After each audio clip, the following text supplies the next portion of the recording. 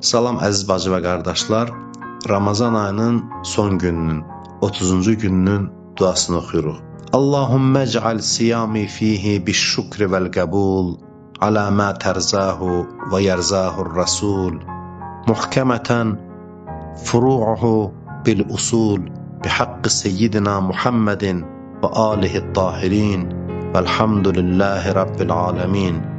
İlahi, bu ay orucumu elə təqdir və qəbul et ki, özün və Peyğəmbərin də razı qalasınız və onun görkəmi möhkəm kökə dayansın.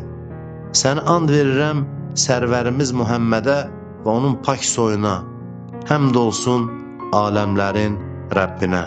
Əziz bacı və qardaşlar, Allah dua və ibadətlərinizi bu bir ay ərzində tutduğunuz orucları qəbul etsin. Hər birinizi, bütün Azərbaycan xalqını qarşıdan gələn Fitr bayramı, mübarək Ramazan bayramı münasibətilə təbrik edirəm. Allah xalqımıza firavanlıq, bol ruzi, gözəl günlər nəsib etsin. Amin.